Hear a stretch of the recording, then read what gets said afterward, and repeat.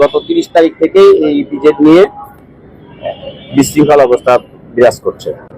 আজ প্রায় 17 দিন আমরা নানাভাবে, আপনারা দেখছেন পুলিশ প্রশাসন থেকে শ্রমিকদেরকে বোঝানো, বিভিন্ন আমরা যা প্রশাসনিকভাবে এই জেলার দায়িত্বপ্রাপ্ত আছি সবাই মিলে আমরা চেষ্টা করছি যে ইপিজেডটা যাতে সুন্দরভাবে এটা স্মুথলি রানিং থাকে। কিন্তু আপনারা দেখতে পাচ্ছেন যে এইখানে নানাভাবে এক একদিন এক একটা ইস্যু তৈরি করে একটা আনরেস্ট তৈরি করার যে অবস্থা নিয়ে এসছে। তো আজকে আমরা শেষ পর্যন্ত এখানেও চেষ্টা করলাম, করে একটা সমাধানের পথে আসলাম। আপনারা নিজেরাই জানেন, এই যে যে সাইফুল যে নিজেই একাই সবার সামনেই, আপনাদের সামনেই সে বক্তব্য দিয়েছে। সে বলল যে সে নিজে আত্মগোপনে গিয়ে আজকে এই উদ্ভূত পরিস্থিতি সৃষ্টি করেছে। তো আমরা যেহেতু শ্রমিকদের প্রতি সহানুভূতিশীল হয়ে আমরা তাদের যাতে কোনো ধরনের ঝামেলা না হয় সেই কারণে তার জামিনের ব্যাপারে আমরা চেষ্টা করে জামিন করিয়ে আজকে এই উদ্ভূত পরিস্থিতির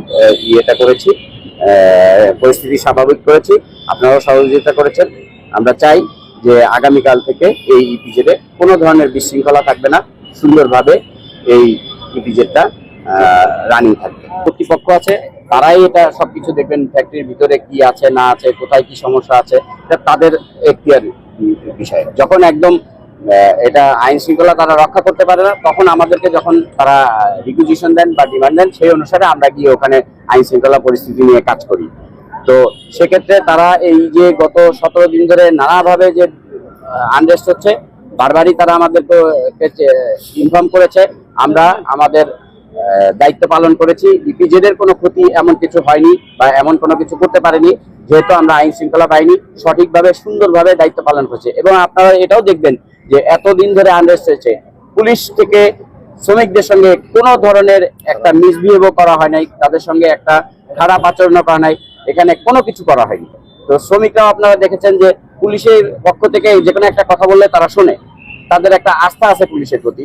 সেই কারণে আপনারা দেখেছেন যে আমরা কোনোভাবেই তাদের সঙ্গেও কোনো ধরনের অ্যাকশনে যাওয়া অথবা আইনগত ব্যবস্থা নেওয়ার পর্যায়ে আমরা ওভাবে যাইনি। তাদেরকে বুঝিয়ে সুন্দরভাবে আমরা এই সমস্যার সমাধান করার চেষ্টা করেছি। আশা করি আগামীকাল থেকে এই ইপিজেড সুন্দরভাবে পরিচালিত হবে। সকলকে ধন্যবাদ। আসসালামু আলাইকুম।